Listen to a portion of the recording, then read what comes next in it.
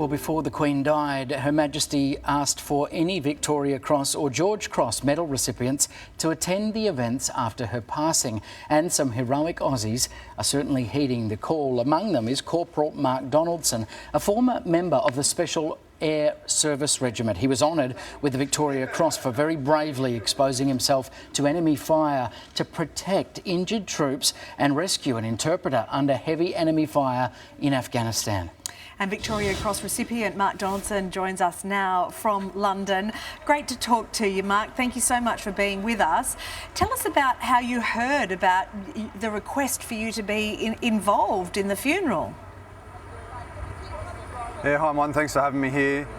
So I received word that Her Majesty wanted us to attend the funeral through what's called the Victoria Cross and George Cross Association. So the association looks after all the members around the world who hold the Victoria Cross or the George Cross, and the patron was Her Majesty the Queen. So it was very much for her a direct request which comes through the association. But I think one of the special things about it is how much having a Victoria Cross or a George Cross meant to her. It was from her great grandmother and from her parents that helped put the awards together. So I think it has a really special place and had a really special place in her heart. Magnificent, Mark, to see you there. What does it mean to be there alongside all of these people who are turning out to pay these incredible respects to Her Majesty?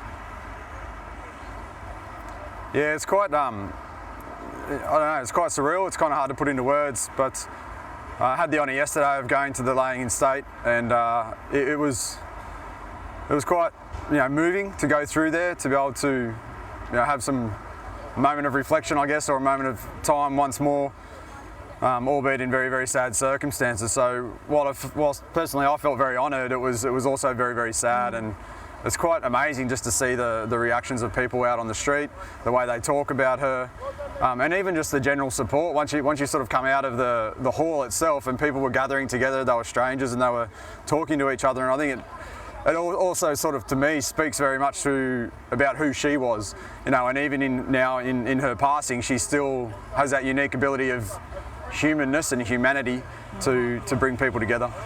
We were just looking at a photo there of you standing alongside the Queen. What was that experience like of being up close and personal?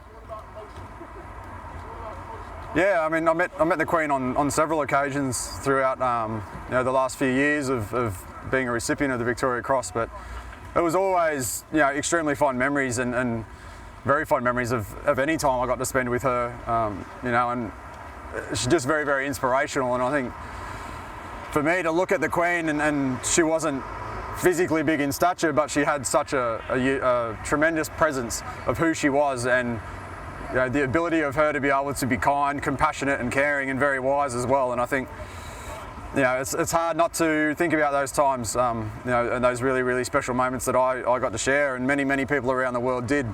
When you think about her reign and the amount of time that she's been doing this for, it's just remarkable. And I know many people say it, but many of us, many people around the world have never known anyone else to be the monarch. And so I think it speaks volumes to who she was, her ability to be able to put service above self.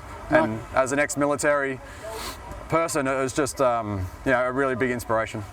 Mark, I tell you what's a big inspiration, and that's you, and I'm sure Her Majesty would have found you to be inspiring as well. Your tribute this morning, so touching, beautifully said. Thank you very much for being with us. Thank you. Well, the Prince of Wales, William, and Princess Kate have met overnight with Commonwealth soldiers who are taking part in Her Majesty's funeral.